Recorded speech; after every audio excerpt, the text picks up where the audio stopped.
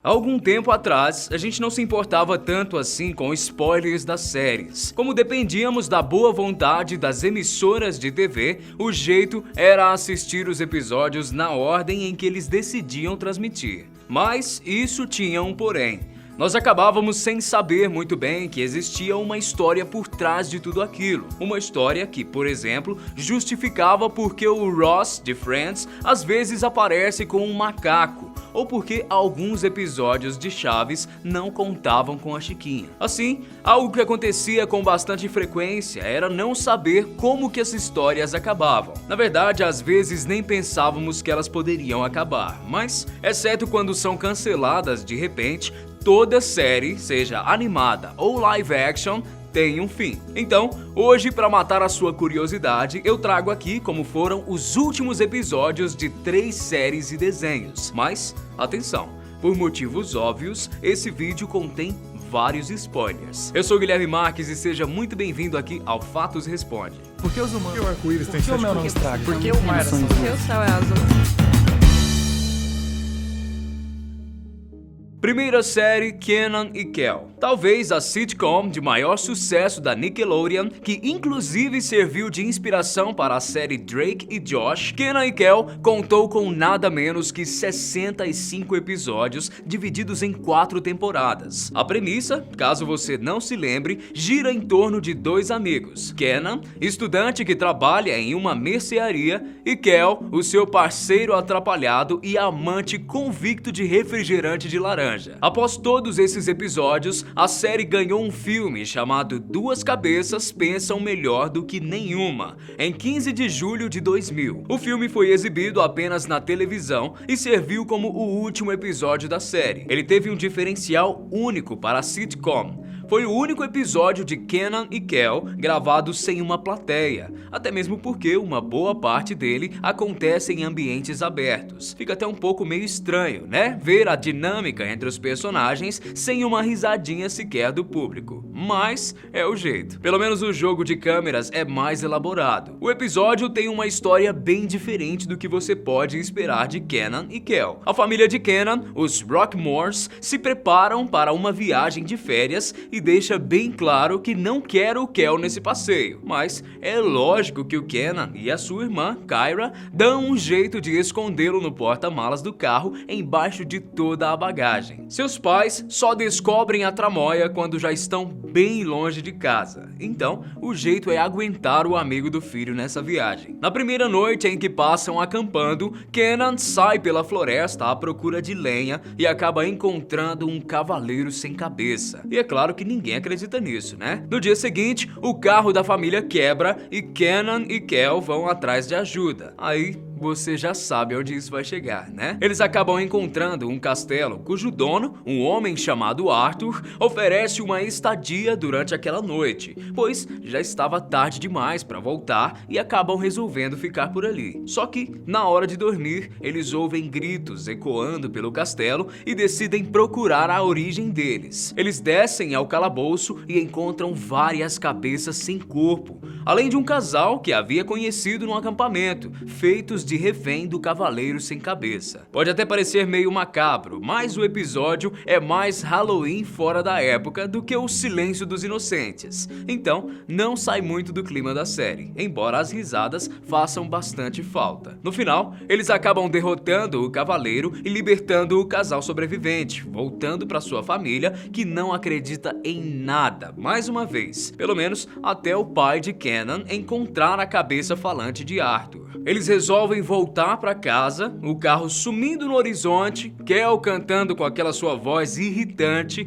todos gritando para ele calar a boca e fim. Tudo bem, explicando assim, ele não parece o melhor fim para a série, mas tanto o público quanto a crítica consideraram Duas Cabeças tão bom quanto os episódios normais, mesmo sem as risadas. Segunda série, nós temos Hey Arnold. Por falar em Nickelodeon, um de seus principais desenhos tem um histórico bem conturbado quando o assunto é terminar a história. Hey Arnold teve 100 episódios de 1996 a 2004 e foi um dos carros-chefe da emissora nos anos 90, ao lado das animações como Os Anjinhos, Doug e Stormberries, mas teve um fim tão conturbado, que de certo modo só foi terminar em 2017, 13 anos depois do fim oficial. Oficialmente, o último episódio foi o Phoebe's Little Problem, Grandpa's Packard, ou, em tradução livre, o probleminha de Phoebe, o carro do vovô, que não traz qualquer encerramento para a história de Arnold e seus amigos. Mais um episódio duplo chamado The Journal, ou O Diário, que representaria os episódios 95 e 96 da animação, foram criados tendo em mente um fim para o pessoal de Hillwood. Caso você não se lembre, Arnold morava com os avós e o sumiço de seus pais sempre foi um mistério presente no desenho. Sendo assim, o que poderia ser melhor do que solucionar esse monte de perguntas do garoto? No episódio, ele encontra um diário escrito pelo seu pai, Miles, que detalha vários eventos da sua vida, como o casamento, suas aventuras na selva com a esposa e o nascimento de Arnold, que aconteceu durante a erupção de um vulcão. Ao final dele, Miles escreve sobre a viagem que fariam de volta a San Lorenzo, onde Arnold nasceu, para salvar os nativos da região de uma doença, e foi assim que eles acabaram desaparecendo. Só que Arnold também descobre que dentro do diário existe um mapa que pode significar para onde eles teriam viajado.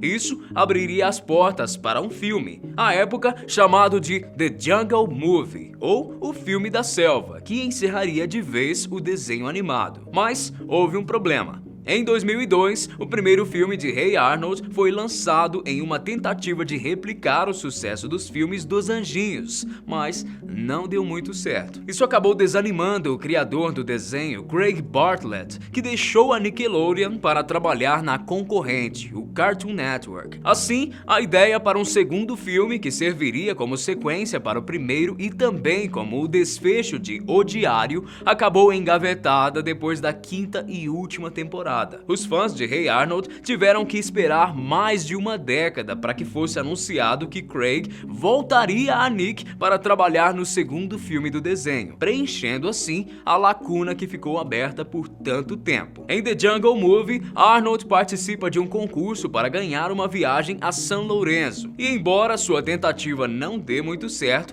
as pessoas da cidade o ajudam a chegar lá. Grande parte dos filmes se passa lá, com Arnold e seus amigos passando por vários perrengues para encontrar seus pais. Quando os encontram, eles estão infectados com a mesma doença que os nativos, um sono profundo e irremediável que justifica o sumiço do casal. Mas, como é de se esperar, no fim eles são curados, voltam para Hillwood e tudo fica bem. Inclusive, até mesmo Arnold e Helga ficaram juntos, finalmente, né? Como o filme foi lançado recentemente, não se sabe se a história vai continuar a partir daí em novos episódios, mas de qualquer maneira, pelo menos podemos dormir em paz agora que sabemos que Hey Arnold teve um fim. A terceira série que nós temos é a Família Dinossauro. Nós vimos um final não muito incrível para Kenan e Kel e um encerramento com chave de ouro para Hey Arnold. Ainda bem que nada de ruim aconteceu com eles, né? Bem, não dá para dizer o mesmo da Família Dinossauro. A série produzida pela Disney em conjunto com a Jim Henson Productions, a responsável pelos Muppets e Vila Sésamo, rodou de 91 a 94 e sempre foi um sucesso de crítica e público por parodiar o estilo de vida da humanidade moderna, ao mesmo tempo em que trata de assuntos sérios e até controversos da nossa sociedade, como direitos civis, vício em drogas e objetificação da mulher. Sendo assim, não é tão absurdo pensar que o fim da família Silvasauro não seria algo bobinho, certo? E foi no episódio 65, chamado Mudando a Natureza, que não só a série acabou, os dinossauros acabaram. É isso aí. O último episódio trata sobre nada menos que a extinção de todas as criaturas. Mas, na série, o fim dos dinossauros é bem diferente do que conhecemos como realidade. Esqueça o meteoro. A culpa é dos próprios dinossauros. O episódio tem uma pegada bem ambientalista e mostra como a instalação de uma indústria em um local local proibido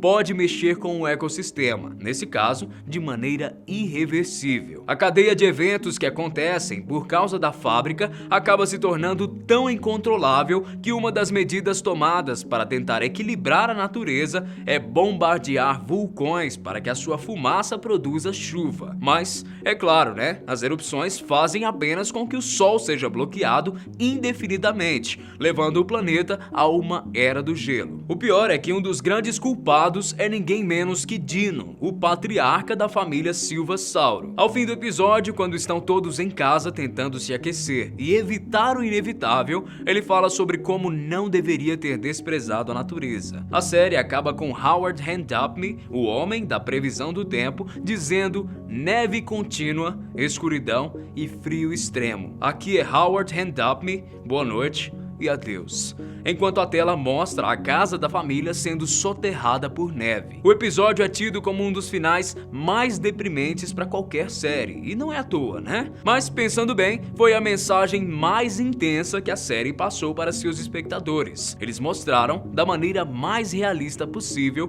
como a ganância leva à autodestruição. De acordo com a proposta do seriado, talvez nem tivesse como o final ser diferente disso. Chegamos ao fim desse episódio da Fatos Desconhecidos, mas pode ficar tranquilo, viu? Nós continuamos vivinhos da Silva-Sauro. Então, você já conhecia esses episódios finais? Tem mais alguma série ou desenho sobre o qual você gostaria que a gente falasse? Pode deixar tudo isso e muito mais aqui embaixo pelos comentários. Eu vou ficando por aqui, mas a gente se encontra no próximo vídeo. Grande abraço pra vocês, meus amigos. Tchau!